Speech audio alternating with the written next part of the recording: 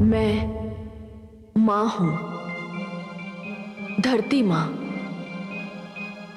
श्री विष्णु ने पहले देवराज इंद्र और फिर देवर्षि नारद को यह संकेत देकर कि विरोधियों को कैसे तर्कहीन किया जा सकता है और उन्हें किस प्रकार वो कार्य करने पर भी तैयार किया जा सकता है जो वो करना ना चाहते हों, वास्तव में कूटनीति की परिभाषा बता दी। इसी के साथ यह भी सिद्ध हो गया कि युद्ध केवल युद्ध क्षेत्र में नहीं जीता जाता। विवेक और नीति से कार्य लिया जाए तो युद्ध बातचीत द्वारा भी जीता जा सकता है। दानवों को संजीवनी मंत्र के होते अमृत की कोई आवश्यकता नहीं थी, परंतु श्री विष्णु के परामर्श से देवराज ने अमृत के पक्ष में ऐसे तर्क दिए कि दानवों को विश्वास हो गया कि अमृत संजीवनी मंत्र से भी अधिक मूल्यवान है और वे मंथन के लिए सहयोग देने पर तैयार हो गए। इस विराट मंथन के कारण सागर के गर्भ में छिपी क्या क्या विचित्र और अनमोल वस्तुएं निकलेंगी, ये जानने के लिए मैं बहुत उत्सुक हूं।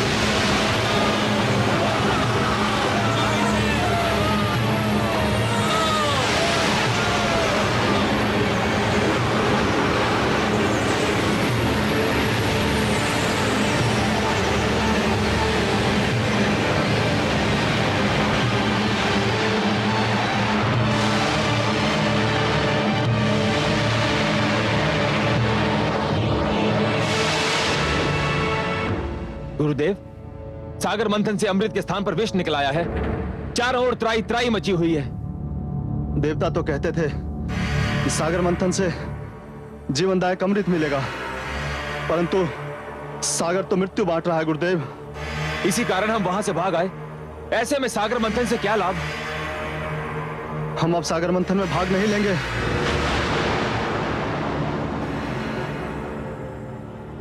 मूर्खता मत दिखाओ। तुमने ये कैसे मान लिया कि सागर मंथन से केवल अमृत निकलेगा, और वो भी सबसे पहले? मूर्खों, इस मंथन से अनेक ऐसे पदार्थ, अनेक ऐसे रत्न निकलेंगे जिसकी किसी ने कल्पना भी ना की हो। परंतु गुरुदेव, अभी तो सागर तट पर जाना मृत्यु को निमंत्रण देना होगा। वहां चारों ओर विशाली वायु के बादल फैले हुए हैं और फैलते ही जा रहे हैं। वहां तो खड़े रहना भी असंभव है। ना जाने ये कैसा विष है।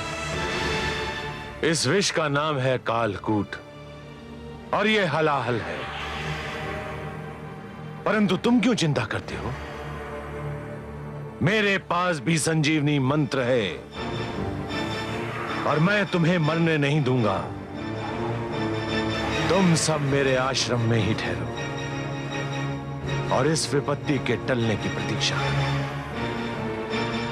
तुमसे अधिक तो देवता चिंतित होंगे, क्योंकि देवताओं के लिए मंथन और अमृत तुम्हारी तुलना में अधिक महत्व रखता है। अब देखना है कि वो इस विपदा को टालने के लिए क्या उपाय करते हैं। जो आज्ञा गुरुदेव। रक्षा कीजिए, रक्षा कीजिए।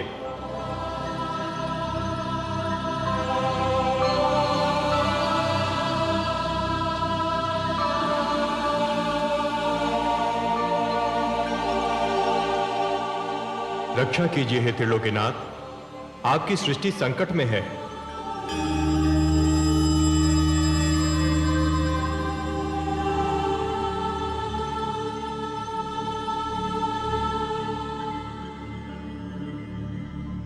हे विश्वेश्वर, सागर मंथन से जीवनदायक अमृत के स्थान पर प्राणघातक विष निकला है। सृष्टि में हाहाकार मचा है। हे आदि प्रजापति, हे देवगण, जीवन को अमर बनाने के लिए मृत्यु से हर पग पर टकराना तो अवश्य पड़ता है। इसी संघर्ष में तो जीवन का सौंदर्य निहित है। जब शिशु माता के गर्भ में होता है तो उसे हर क्षण मृत्यु से संघर्ष करना पड़ता है। शिशु के जन्म से पूर्व माता भी जीवन और मृत्यु के इसी संघर्ष का अनुभव करती है, परंतु जैसे ही शिशु का जन्म होता है, समस्त सृष्टि मुस्कुराती है।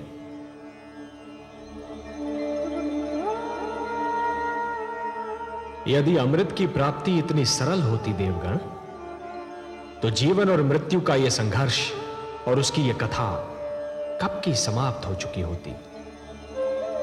परंतु हे जगदीश्वर, समुद्र में यह विष आया कहां से? यह तो आदि प्रजापति श्री ब्रह्मा की संतान मानव का चमत्कार है। वो जिस वस्तु को भी अपने लिए उपयोगी नहीं समझता, उसे समुद्र की गहराइयों में फेंक देता है। वो ये नहीं सोचता कि जो वस्तु उसके लिए हानिकारक है, वो समुद्र के प्राणियों के लिए भी हानिकारक होगी। मैंने तो जल मनुष्य की आवश्यकताओं की पूर्ति के लिए बनाया था। सत्य कहा आपने हे ब्रह्मा। जल का तो अर्थ ही है जीवन, परंतु मनुष्य ने उसे व्यर्थ और हानिकारक वस्तुओं का भंडार बना दिया है। उसी प्रदूषण ने बढ़ते बढ़ते विष का रूप धारण कर लिया है। उसे एक न एक दिन समुद्र के गर्भ से बाहर तो आना ही था। हे लक्ष्मी नारायण, क्या यह नहीं हो सकता कि यह विष जहां से आया है, इसे उसी समुद्र में वापस फेंक दिया जाए? नहीं देवराज, नहीं।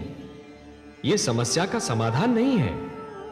यह तो समस्या से भागने का एक असफल प्रयत्न है। यदि इस विष को पुनः समुद्र के गर्भ में फेंक दिया गया, तो वो दृष्टि से ओझल अवश्य हो जाएगा, पर उसके अस्तित्व का अंत नहीं होगा। वो कल फिर समुद्र के गर्भ से बाहर निकलेगा, किसी और पीढ़ी के लिए संकट बनेगा। देवराज, संकट का समाधान अगली पीढ़ी के लिए छोड़ देना स्वार्थ है, कुनीति है। हे सर्वेश्वर, सागर मंथन आपके आदेश के कारण आरंभ हुआ था। अमृत की प्राप्ति हमारे लिए नितांत आवश्यक है, परंतु इस विष के कारण मंथन स्थगित हो चुका है। आपका आदेश अधूरा रह गया है। हम मंथन करके आपके आदेश का पालन करना चाहते हैं, परंतु यह विष बाधा बन गया है। देवगण, ये बहुत जटिल समस्या है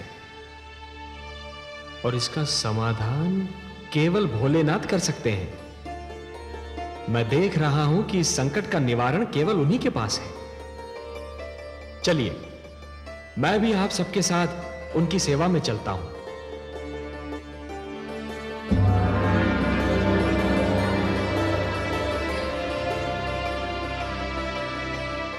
महादेव की जय हो।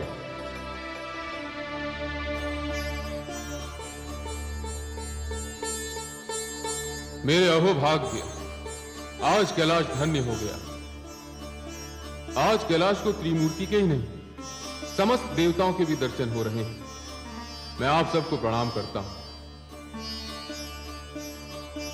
कैलाश पर आप सबका स्वागत करता हूं। हे देवाधिदेव, हे महादेव, सृष्टि पर संकट की छाया गहरा रही है। संकट?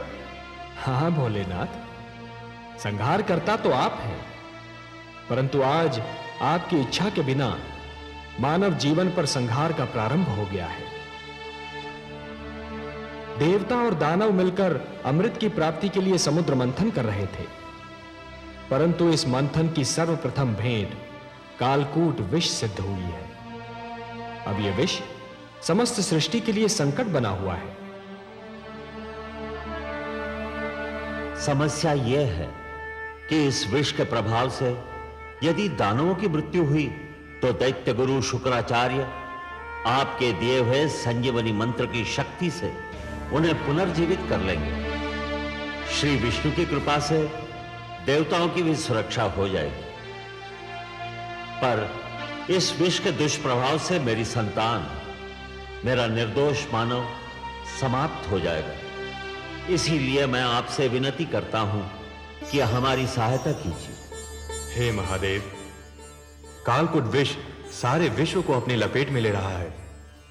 हम पर कृपा कीजिए, इस संहारक विष को नष्ट कीजिए। देवराज, संहार करता तो केवल मैं हूं। विष भी मेरा ही आविष्कार है। विष मेरे लिए संहार करने का शस्त्र है और किसी भी विष को नष्ट नहीं किया जा सकता। विष को रोका जा सकता है, विष को सीमित किया जा सकता है, विष के दुष्प्रभाव को समाप्त किया जा सकता है, परंतु विष को नष्ट नहीं किया जा सकता।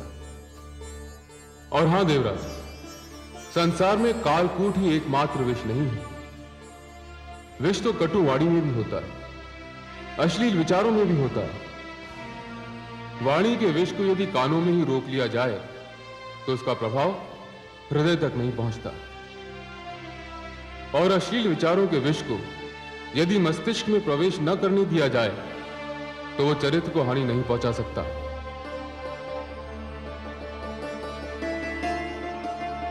जहां अमृत होता है वहां विष का होना तो स्वाभाविक है, परंतु आप धन्य हैं भोलेनाथ, आप धन्य हैं।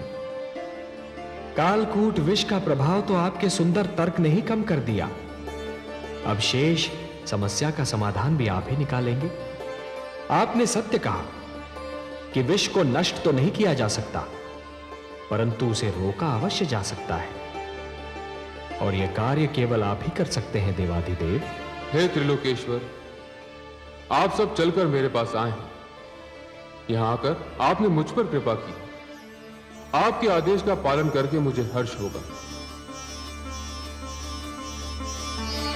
मुझे कालकूट को कहीं रोकना होगा, उसकी सीमा का निर्धारण करना होगा। जगत के कल्याण के लिए यह कार्य मैं अवश्य करूंगा।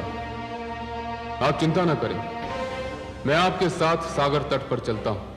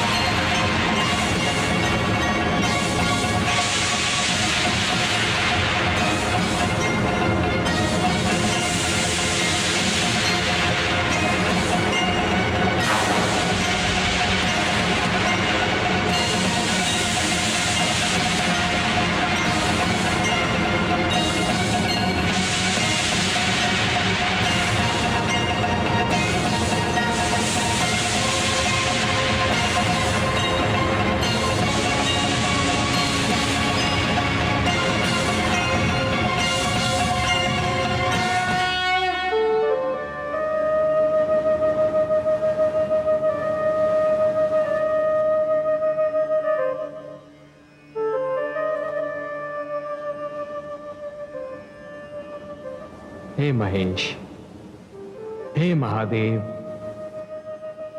आज आपने कालकूट विष के प्रभाव से सारे संसार को बचा लिया। आपको कोटि कोटि धन्यवाद। आपने समस्त सृष्टि पर उपकार किया है महादेव। आज आपने महान त्याग और महानतम बलिदान का प्रदर्शन किया है।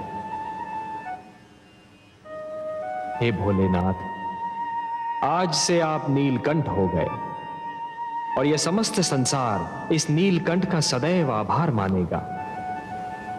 मैं स्वयं आपका ऋणी रहूंगा नीलकंठ, क्योंकि जिन लोगों की रक्षा मुझे करनी चाहिए थी, आज उन सब की रक्षा आपने की है। आज आपने समस्त संसार को यह ज्ञान दे दिया कि जिस प्रकार सूर्य बनने के लिए अग्नि बनना पड़ता है और अग्नि में जलना भी पड़ता है, उसी प्रकार शंकर बनने के लिए विष का प्राशन भी करना पड़ता है। और हे नीलकंठ, इस विष को आपने कंठ तक रोककर यह भी सिद्ध कर दिया कि विष चाहे जैसा भी हो, उसके प्रभाव को रोकना संभव है। इसलिए मैं स्वयं महाविष्णु आपको प्रणाम करता हूं।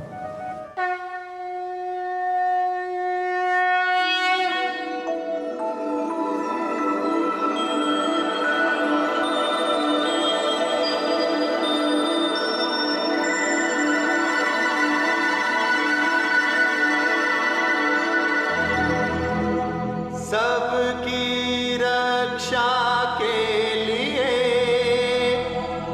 किया आज विषपान, देवों के भी देव हैं नीलकंठ भगवान, देवों के भी देव हैं नीलकंठ भगवान।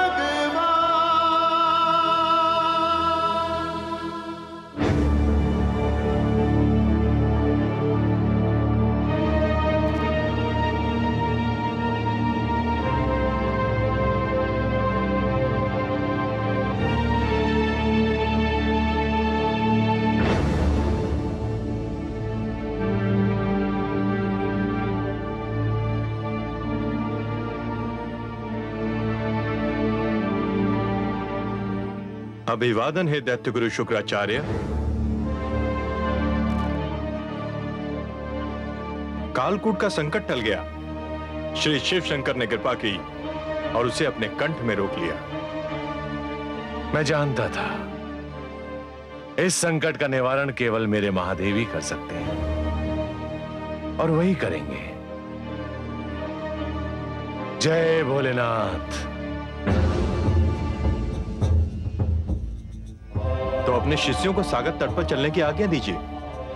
रुका हुआ सागर मंथन पुनः आरंभ होना है। अवश्य देवराज, अवश्य। आप चलिए, मेरे शिष्य थोड़े समय में आपसे आ मिलेंगे। तो सागर तट पर पुनः भेंट होगी।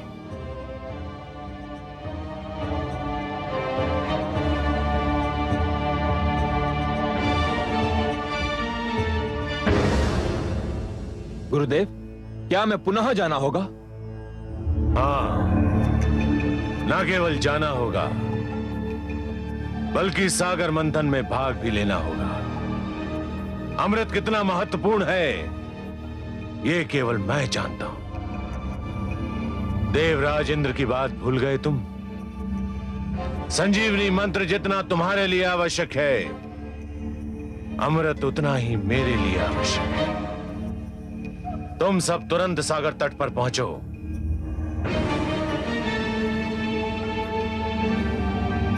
स्वर भानु, तुम मेरे शिष्यों के साथ जाओ और मेरे आदेश को ध्यान में रखकर उनकी हर क्रिया पर दृष्टि रखो।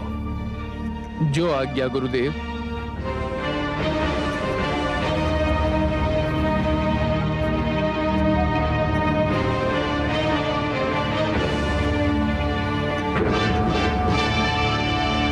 देवराज, हम आ गए। मंथन आरंभ कीजिए। हम तो प्रस्तुत हैं कालकेतु। हमें केवल आपकी प्रतीक्षा थी। देवताओं, सागर मंथन का शुभारंभ कीजिए।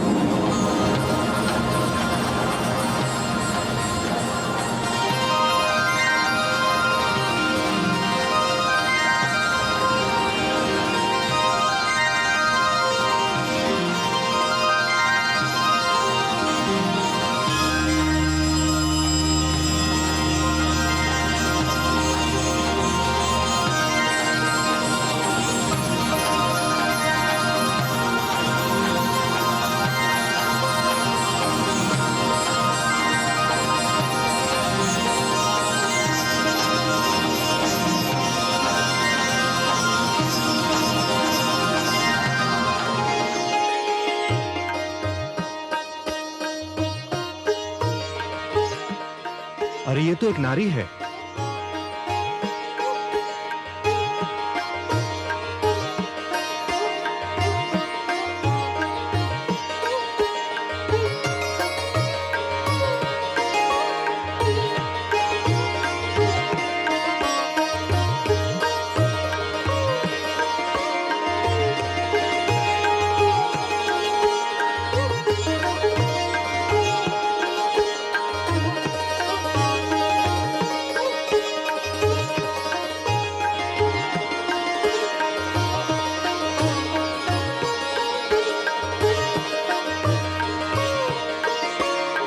हर्षल, इतनी सुंदर नारी कभी देखी थी पहले?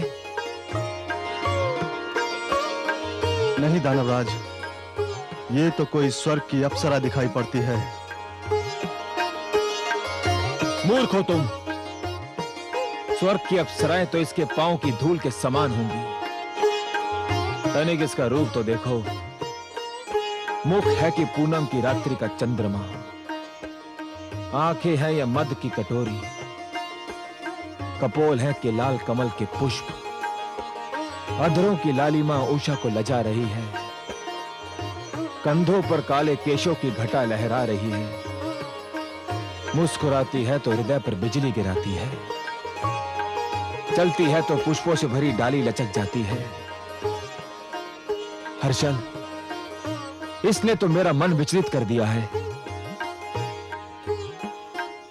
तो फिर आप घोषणा कर दीजिए महाराज कि इस सुंदरी पर केवल आपका ही अधिकार होगा।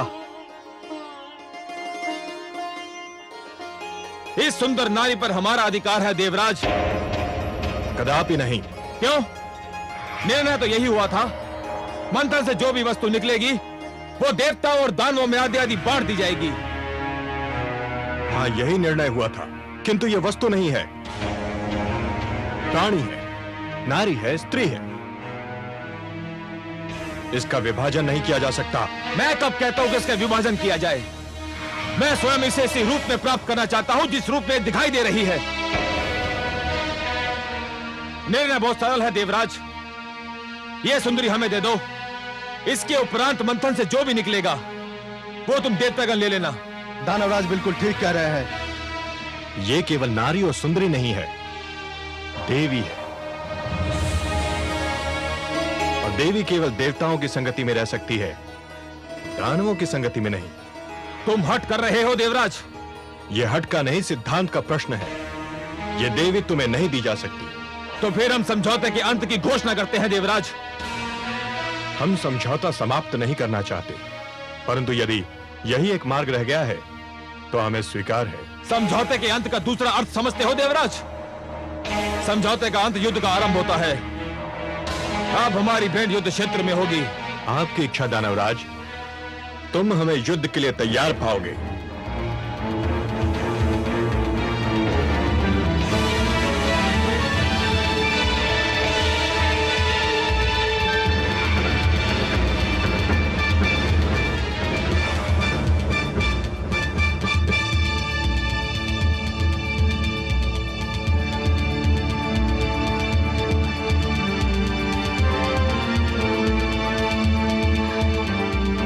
हे कमल नयन, हे पद्मनाभ, कहाँ हैं आप? मुझ विरह की मारी पर कृपा कीजिए। मेरी आंखें आपके दर्शन को तरस रही हैं। मेरी आत्मा आपको पुकार रही है। दर्शन दीजिए भगवान। मेरी आत्मा की पुकार सुन लीजिए।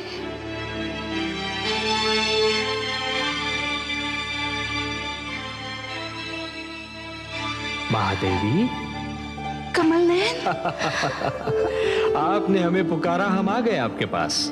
कमल नयन, आपने मुझे अपनी भुजाओं में ग्रहण करते समय कहा था कि इस बार हमारा मिलन बहुत ही मधुर होगा।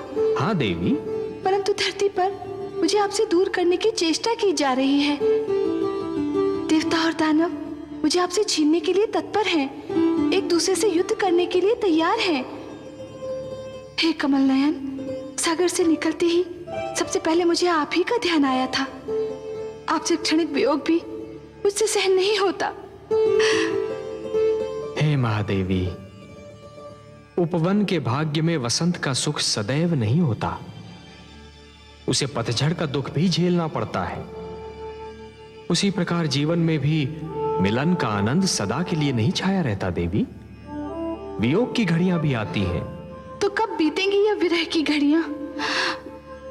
मैं तो आप ही की हूं, आप ही के लिए बनी हूं।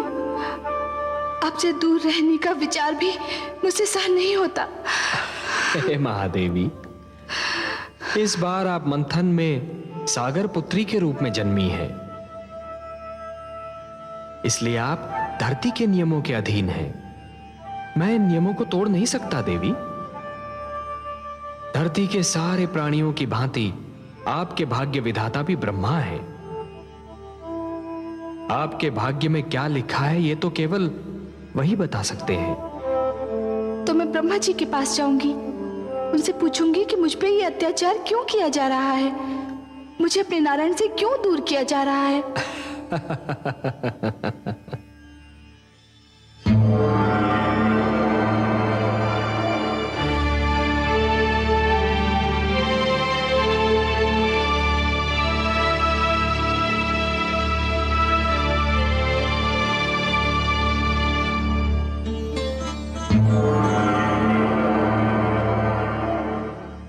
हे ब्रह्मा,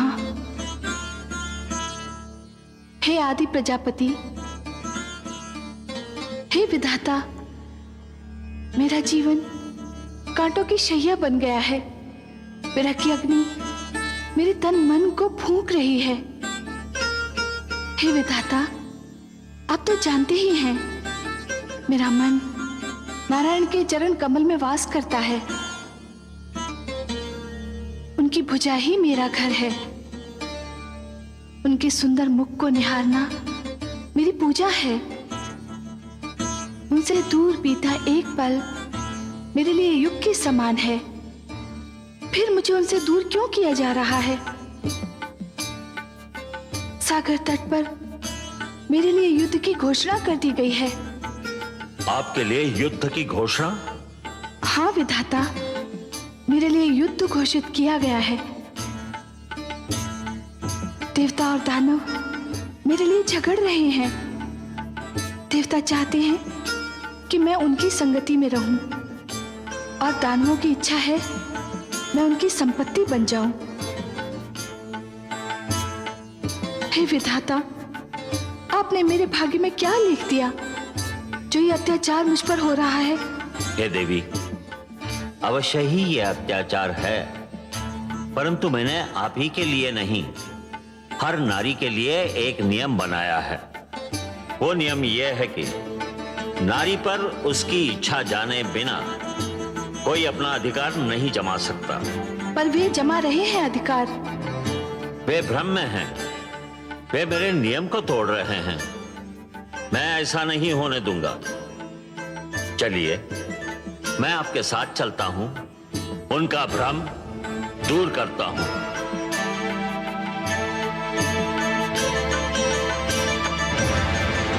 देवताओं, ध्यान रहे कि समझौता तोड़ने की स्थिति तुमने बनाई थी, हमने नहीं। हम तो अब भी कहते हैं सागर मंथन से जन्मी सुंदरी हमें दे दो, हमारा समझौता बना रहेगा। यह संभव नहीं कालकेतु, हम तुम्हारी ये मांग नहीं मान सकते।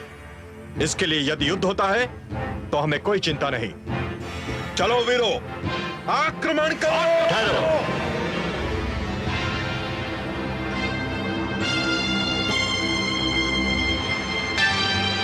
दोनों पक्ष इस नारी को प्राप्त करने के लिए झगड़ रहे हैं, पर किसी पक्ष ने इस नारी से यह पूछने का कष्ट किया कि स्वयं इसकी इच्छा क्या है? ये नारी की इच्छा का प्रश्न नहीं है ब्रह्मदेव, ये समझौते के सिद्धांत के आदर का प्रश्न है। नहीं, ये हर स्त्री के अधिकारों का प्रश्न है। अपने लिए किसी को स्वीकार या अस्वीकार करने का निर्णय केवल नारी कर सकती है। स्त्री कोई वस्तु नहीं जिसे बांट लिया जाए। समुद्र मंथन से निकली ये नारी मेरी सहोदरा है, मेरी बहन है। ये सागर पुत्री किसे स्वीकार करेगी, इसका अधिकार मैं इसी को देता हूं। आज मैं एक नई प्रथा के शुभारंभ की घोषणा करता हूं। यह स्वयंवर की प्रथा होगी। स्वयंवर? हाँ, स्वयंवर, जो हर नारी का अधिकार होगा। अपनी इच्छा से अपनी पसंद का वर चुनने का अधिकार। इस सागर पुत्री के हाथों में एक पुष्पमाला होगी।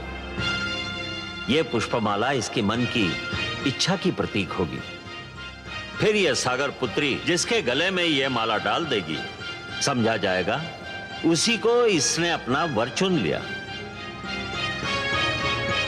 मैं समस्त देवता और दानव समाज को इस सागर पुत्री के स्वयंवर समारोह में भाग लेने का निमंत्रण देता हूं।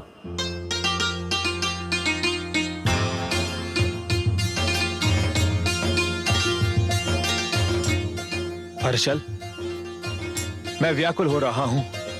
क्यों दानवराज? न जाने ये चंद्रमुखी, ये मृगनयनी किसे चुनेगी? आपको ही चुनेगी दानवराज। ये तुम कैसे कह सकते हो हर्षल? है तो नारी ही दानवराज, और नारी केवल उसी को चुनती है जिसके पास शक्ति होती है। भुजाओं की शक्ति या धन की शक्ति, और ये दोनों ही शक्तियां आपके पास हैं। दानवराज, आपने देवताओं को परास्त किया है। नारी विजय का हाथ छोड़कर पराजय का हाथ कदापि नहीं थामती। आप विश्वास रखिए दानवराज, यह सुंदरी केवल आपको ही चुनेगी।